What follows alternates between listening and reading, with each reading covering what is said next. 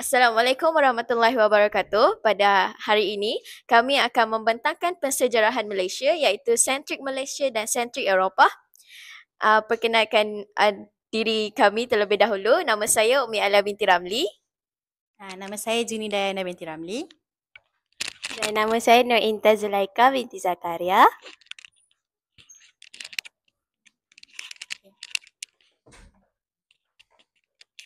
Seterusnya kami akan mulakan dengan pengenalan.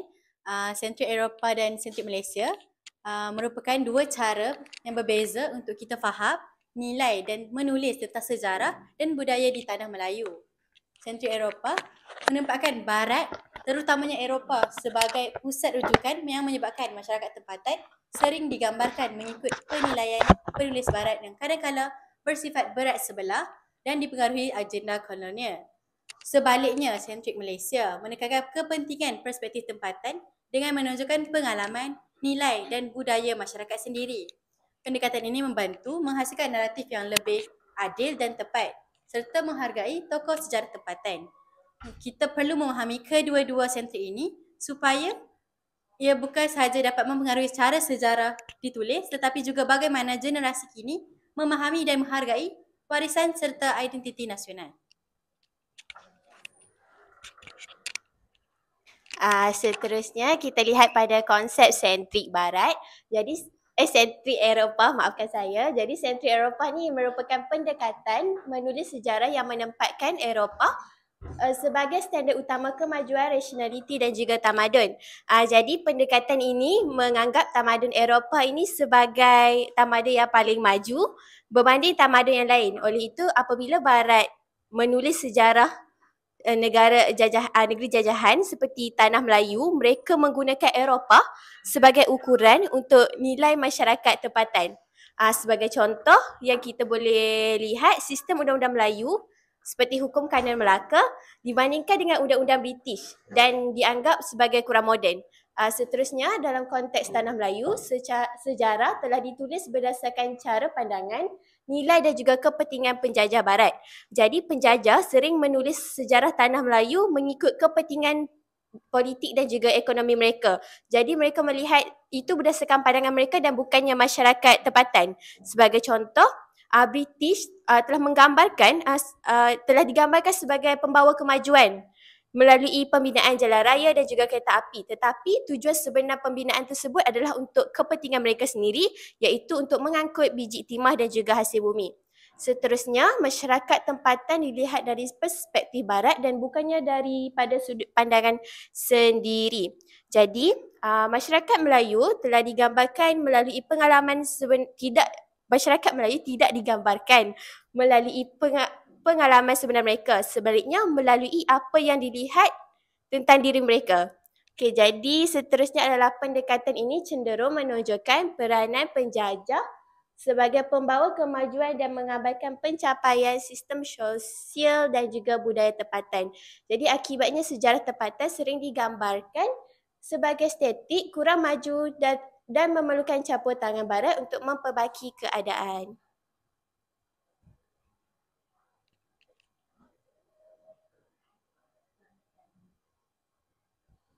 Seterusnya kita lihat pada ciri sentrik Eropah. Yang pertama, menjadikan Eropah sebagai standard ketamadunan.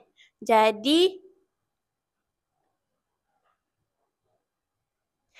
Eropah telah dijadikan sebagai ukuran utama bagi menilai tahap kemajuan sesuatu bangsa. Ciri sentrik Eropah bermula apabila penjajah menganggap Eropah sebagai ukuran yang paling tinggi bagi menentukan kemajuan sesuatu bangsa.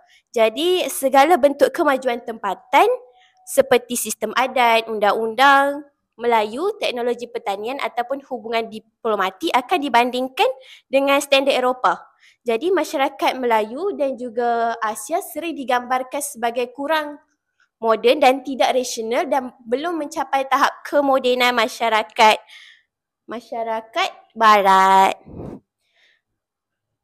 Seterusnya, kesannya penilaian ini merendahkan nilai sejarah tempatan dan menghapuskan pencapaian sebelum kedatangan penjajah. Sebagai contoh, catatan pegawai British telah menggambarkan bahawa tanah Melayu ini sebagai kurang maju dan perlukan penambahbaikan daripada Barat. Sedangkan kerajaan Melayu juga telah mempunyai sistem pemerintahan yang teratur sejak daripada Kesultanan Melayu Melaka. Seterusnya, mengangkat penjajah sebagai pembawa kemajuan. Penulisan kolonial telah memaparkan British sebagai kuasa yang membawa undang-undang moden, sistem pendidikan, keselamatan dan juga pentadbiran yang lebih teratur. Namun, naratif kolonial telah menekankan bahawa British telah memperkenalkan undang-undang moden, sistem pendidikan, keselamatan dan pentadbiran yang lebih efisien. Namun, hakikatnya masyarakat tempatan pada ketika itu sudah mempunyai sistem dan kepimpinan mereka yang tersendiri tapi tidak diberikan perhatian. Jadi melalui naratif ini, penjajah telah dilihat sebagai penyelamat yang telah menyelamatkan tanah Melayu daripada kemunduran. Ini menunjukkan bahawa tanggapan bahawa masyarakat tempatan tidak mampu maju tanpa campur tangan Barat. Dan yang ketiga, memperkecilkan sistem sosial dan politik Melayu. Jadi institusi raja, pembesar dan juga adat Melayu telah digambarkan tidak sistematik, tidak cekap dan tidak mampu untuk mentadbir secara moden. Hanya kerana tidak menyerupai model pentadbiran British. Jadi penulisan kolonial telah menggambarkan bahawa masyarakat Melayu ini tidak berdisiplin, pasif dan bergantung kepada penjajah. Namun hakikatnya sistem sosial Melayu telah berfungsi dengan baik dalam konteks zamannya dan tersusun mengikut adat, undang-undang dan pembahagian kuasa antara sultan, bendahara, temanggung dan penghulu. Selain itu, penjajah juga turut mengecilkan nilai sistem ini untuk memudahkan alasan bahawa tanah Melayu memerlukan struktur politik yang baru dan dikawal oleh British. Okey, seterusnya. Untuk ciri sentrik Eropah yang seterusnya ialah penggunaan sumber sejarah yang berat sebelah. Penulisan kolonial bergantung hampir sepenuhnya pada laporan pegawai British seperti residen, mubalik dan pentadbir. Sumber tempatan seperti hikayat, salah silah, adat dan sejarah lisan tidak dianggap sahih atau dianggap tidak penting. Hasilnya, sejarah yang ditulis hanya memaparkan suara penjajah bukan suara masyarakat tempatan. Okey, di sini kita dapat lihat sentrik Eropah banyak menekankan bahawa penjajah merupakan penyelamat, perwira yang dibawa ke tanah Melayu pada ketika itu dan mengetepikan pejuang tempatan yang kesannya menyebabkan suara masyarakat tempatan hilang dan sejarah menjadi tidak seimbang. Yang seterusnya ialah tujuan politik untuk mengabsahkan kolonialisme. Banyak tulisan kolonial disusun bagi menunjukkan bahawa penjajahan British adalah sah, wajar dan membawa manfaat kepada tanah Melayu. Naratif pembangunan digunakan untuk menutup tujuan sebenar penjajahan iaitu menguasai ekonomi dan sumber bumi. Sejarah akhirnya dibentuk mengikut kepentingan penjajah bukan kepentingan tempatan. Di sini kita dapat lihat penulisan sejarah oleh sentrik Eropah menunjukkan penjajahan membawa kebaikan. Sebagai contoh, dalam buku teks kolonial menyebut British menyelamatkan tanah Melayu daripada konflik dalaman. Kesannya penjajahan diterima sebagai wajar dan sah.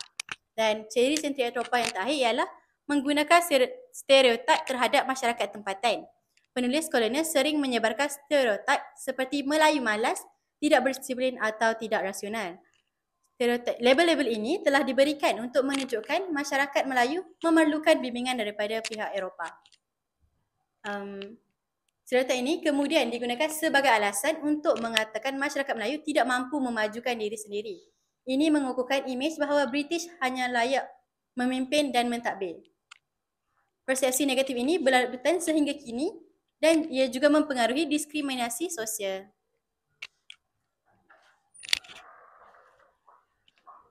Jadi seterusnya kita lihat pada contoh tokoh Barat. Kita ada 3. Yang pertama adalah R.O. Winstead. Beliau telah menggambarkan bahawa masyarakat Melayu sebagai statik dan kurang berdaya saing. Beliau juga menulis bahawa masyarakat Melayu kurang maju dari segi cara hidup dan ekonomi berbanding dengan Barat. Seterusnya, Frank Swinhe menulis bahawa British menyelamatkan tanah Melayu daripada kemunduran dan juga kekacauan, mengangkat peranan penjajah sebagai pembawa kemajuan dan juga peraturan moden. Dan yang terakhir adalah R.J. Wilkinson. Beliau telah menunjukkan pemahaman yang lebih mendalam terhadap budaya dan adat masyarakat Melayu berbanding tokoh Barat yang lain. Namun, penulisan beliau masih juga berasaskan kerangka kolonial Barat.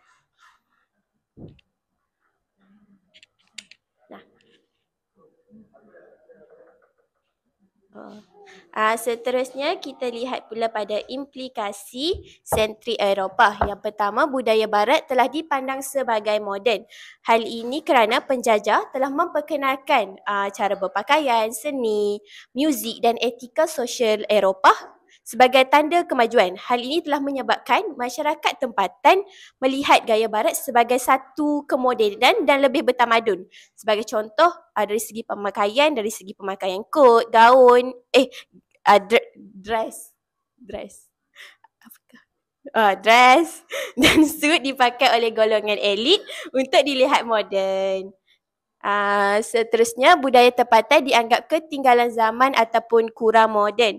Sebagai contoh, dari segi tradisi, adat dan juga seni tempatan dikaitkan dengan kemunduran kerana tidak seiring dengan nilai progresif yang dibawa oleh Barat. Ini menyebabkan warisan tempatan semakin dipinggirkan. Sebagai contoh, pakaian tradisional masyarakat Melayu hanya sesuai dipakai untuk majlis rasmi, muzik dan seni tradisi seperti makyung dan dondang saya semakin kurang diminati oleh generasi muda. Okey, seterusnya, implikasi yang kedua adalah sejarah yang tidak seimbang.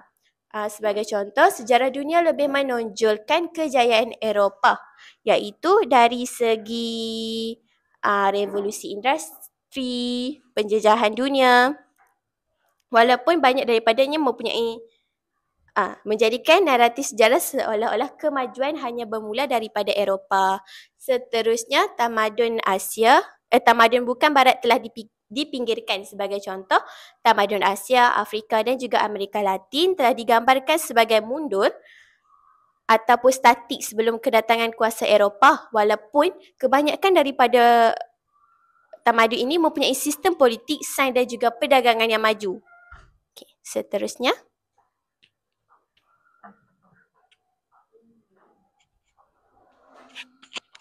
Okay, kita beralih kepada pembentangan seterusnya iaitu Centric Malaysia. Definisi Centric Malaysia yang pertama adalah pendekatan penulisan sejarah yang memusatkan perspektif tempatan. Ini bermaksud sejarah dia ditulis dengan memberi keutamaan kepada cara masyarakat tempatan melihat peristiwa yang telah berlaku dan ianya bukan lagi berpandukan pandangan luar atau penjajah tetapi berasaskan sudut pandang rakyat, kerajaan, budaya dan pengalaman masyarakat Malaysia sendiri. Okay, isi yang kedua ialah memberi keutamaan kepada suara, pengalaman dan sumber masyarakat Malaysia. Dalam pendekatan sentrik, sumber sejarah seperti hikayat, catatan tempatan, lisan rakyat dan rekod kerajaan Melayu serta pengalaman komuniti menjadi bahan utama. Suara masyarakat tempatan dia telah dijadikan sebagai pusat naratif untuk memberi gambaran yang lebih dekat dengan realiti tanah Melayu. Okey, definisi yang ketiga ialah membetulkan pandangan atau tafsiran kolonial dalam sejarah. Sejarah yang ditulis semasa zaman penjajahan sering berat sebelah dengan menggambarkan penjajah sebagai pembangun atau penyelamat. Tapi pendekatan Centric Malaysia ianya berusaha untuk membetulkan naratif tersebut dengan menilai semula fakta, menghilangkan bias serta menonjolkan peranan sebenar masyarakat tempatan yang selama ini diketepikan. Yang seterusnya, menekankan keadilan dan keseimbangan naratif dan bukan hanya memuji penjajah.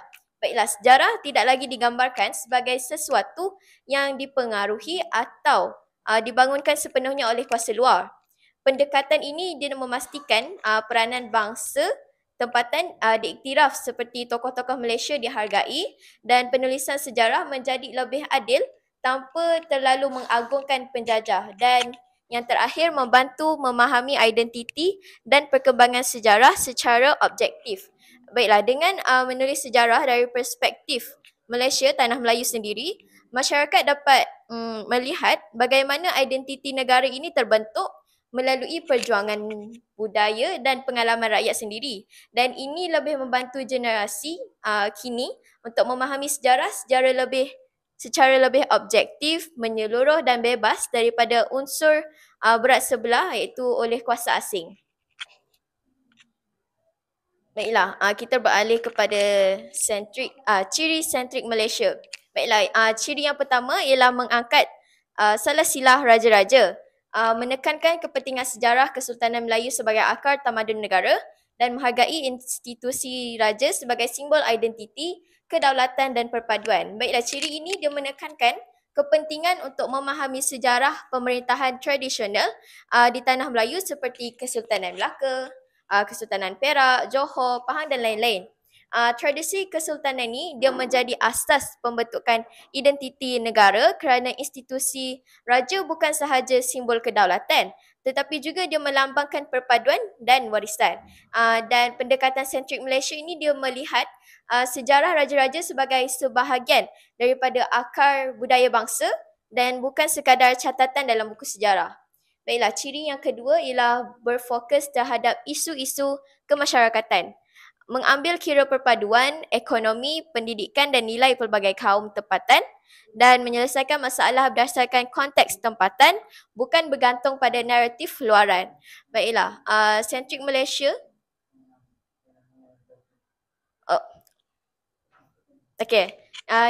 Ciri-ciri sentrik Malaysia yang seterusnya ialah mengangkat perjuangan masyarakat tempatan, memberi perhatian kepada kisah penentangan dan perjuangan rakyat dalam mempertahankan tanah air dan menjelaskan sumbangan tokoh tempatan, pahlawan dan komuniti dalam sejarah negara. Pendekatan ini menekankan usaha memusatkan perhatian kepada perjuangan masyarakat asal yang bangkit mempertahankan tanah air daripada ancaman kuasa luar. Penulisan sejarah memberi ruang kepada tokoh-tokoh seperti Dor Said, Tok Janggut dan Mat Kilau untuk ditampilkan sebagai figura yang syarat dengan keberanian, keteguhan, prinsip dan keinsafan terhadap tanggungjawab mempertahankan kedaulatan negeri. Mereka bukan sekadar pejuang bersenjata tetapi simbol kekuatan moral dan kesedaran bangsa.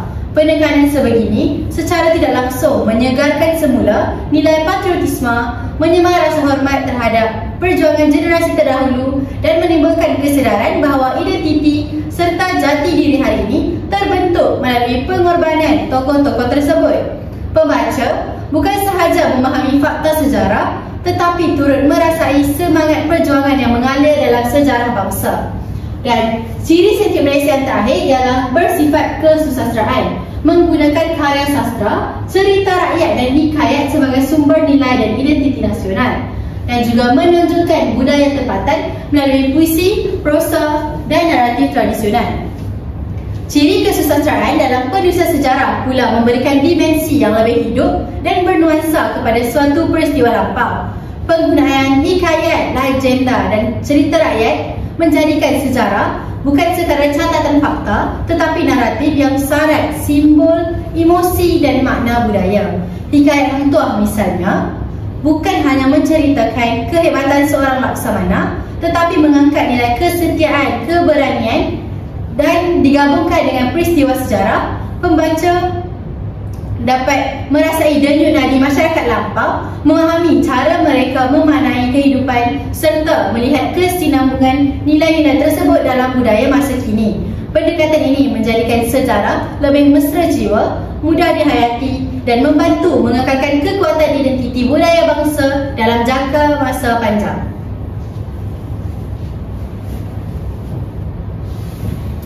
Baiklah, beralih kepada contoh tokoh tempatan. Yang pertama, Dr. Khoo Kay Kim. Beliau telah menggunakan pendekatan sentrik Malaysia dan meneliti sebab serta akibat penjajahan British dari sudut masyarakat tempatan. Beliau telah memfokuskan dalam penulisan beliau, iaitu penulisan beliau ini sering melihat impak penjajahan terhadap masyarakat dan bagaimana orang tempatan kehilangan kuasa serta hak mereka. Antara contoh pendekatan ialah beliau cenderung untuk berdiri di tengah-tengah antara sentrik barat dan sentrik Malaysia yang ekstrim, namun sentiasa memastikan peranan masyarakat tempatan diserlahkan. Baiklah, tokoh tempatan yang kedua ialah Profesor Dr. Nik Anwar Nik Mahmud. Beliau telah membuktikan bahawa perjuangan tokoh-tokoh tempatan menentang penjajah adalah tulen dan berlandaskan semangat pembebasan serta kepentingan masyarakat tempatan. Contoh kajian beliau mengenai perjuangan Tok Janggut di Kelantan telah membuktikan bahawa penentangan tersebut adalah lebih kepada pembebasan Kelantan daripada cekaman British dan bukannya hanya kerana isu cukai seperti yang digambarkan dalam penulisan sentrik Eropah. Seterusnya, Profesor Zainal Abidin Wahid. Beliau merupakan antara sejarawan tempatan yang mengkritik penulisan barat dan menekankan keperluan untuk menghasilkan sejarah mengikut kacamata tempatan. Seterusnya, implikasi sentrik Malaysia. Baiklah, implikasi yang pertama adalah perpaduan dalam masyarakat majmuk. Implikasi ini telah memperkukuhkan perpaduan antara kaum, menghargai warisan budaya masyarakat Malaysia dalam seni, adat dan kesusasteraan serta menangani isu perpecahan dan stereotip antara masyarakat majmuk. Yang seterusnya, implikasi yang seterusnya adalah menghasilkan naratif budaya dari perspektif Malaysia. Implikasinya adalah tidak bergantung kepada tafsiran barat atau luar mengenai budaya Malaysia. Selain itu, Malaysia juga dapat menyampaikan cerita sejarahnya dengan cara yang tersendiri.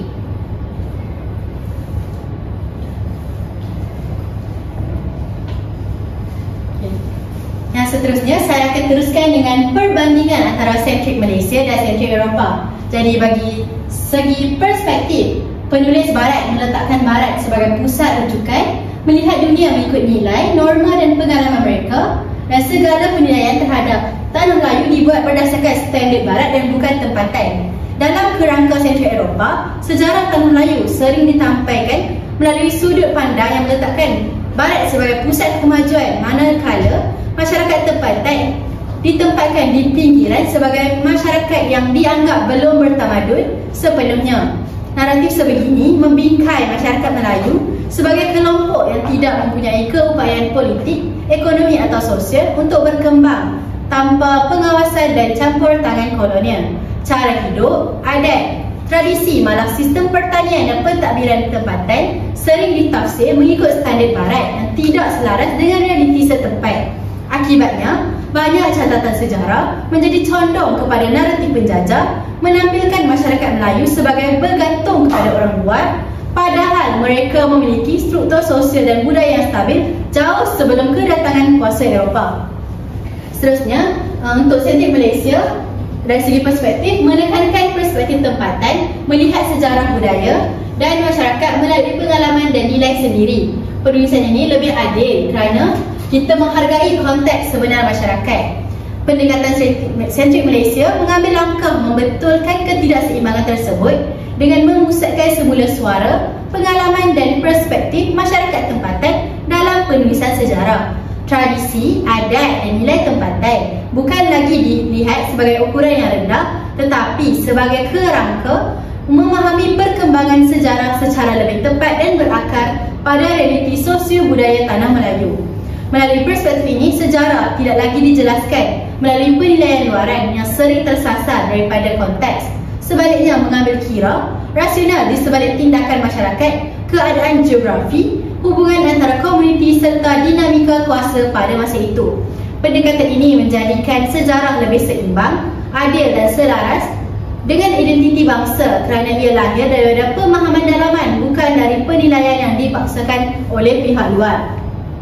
Dari segi penilaian tokoh pula, dari Sentrik Eropah mengatakan tokoh tempatan seperti raja, pembesar atau pejuang sering digambarkan kurang teratur, lemah atau pemberontak, manakala penjajah digambarkan sebagai penyelamat atau pembawa kemajuan.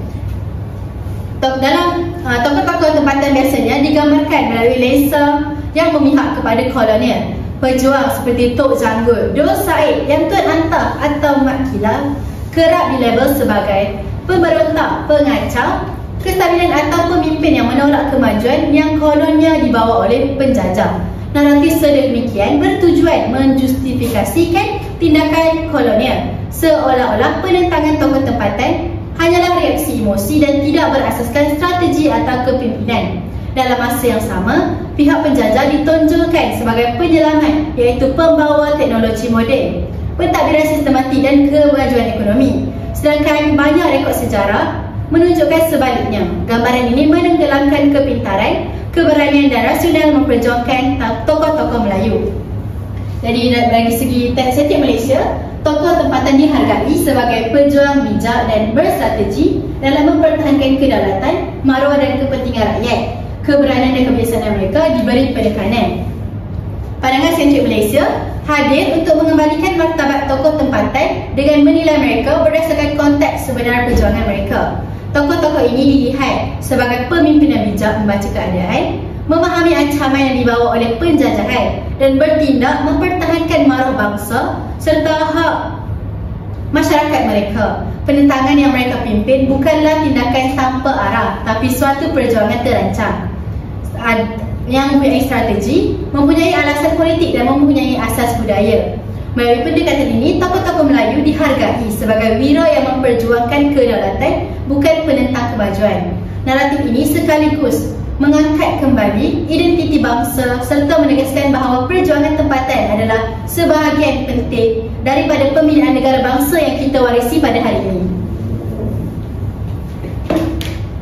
Yang seterusnya ialah budaya dan sistem sosial.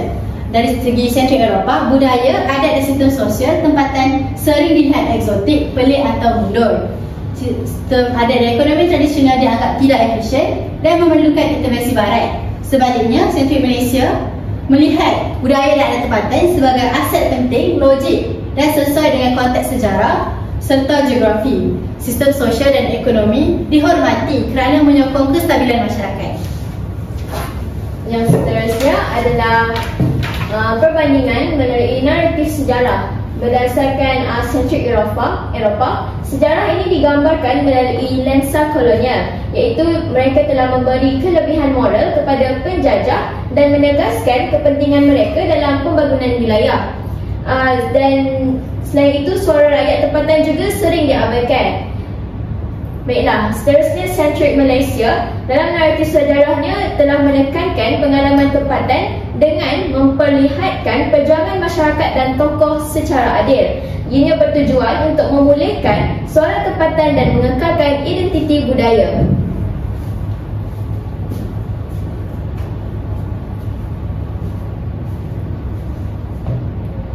Seterusnya kita lihat kepada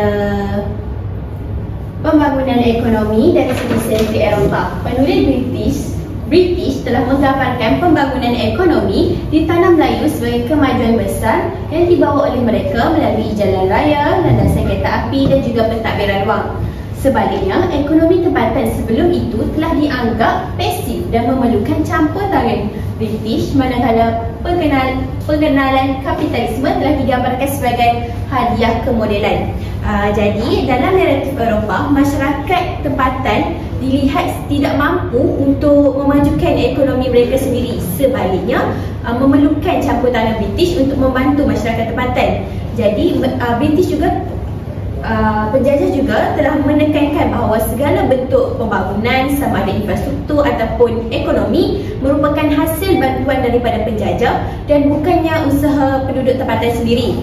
Sebagai contoh, pembinaan landasan kereta api Taiping telah digambarkan sebagai satu usaha British untuk memodernkan tanah Melayu. Tetapi sebaliknya, itu merupakan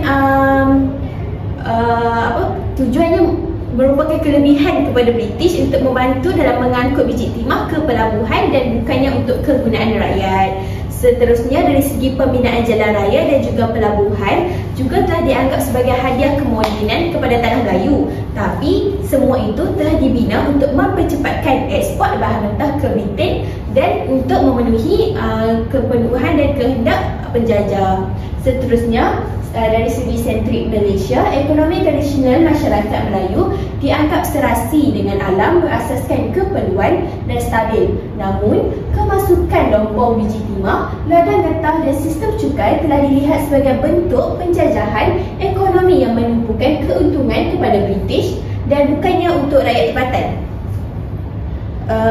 Jadi, daripada perspektif setempat, ekonomi Melayu sebelum kedatangan penjajah bukanlah mundur, tetapi lebih kepada berbentuk sara hidup di mana sesuai dengan struktur sosial dan juga alam sekitar. Jadi penduduk telah menghasilkan makanan, hasil hutan dan barangan kraftangan mengikut keperluan. Jadi, campur tangan British ini telah mengubah struktur ini menjadi ekonomi yang berorientasikan ekspor yang menyebabkan ketidakseimbangan sosial, eksploitasi buruh dan juga kehilangan tanah. Sebagai contoh, sistem pajakan dan cukai tanah telah menyebabkan ramai petani Melayu kehilangan tanah kepada Eropah dan juga imigran.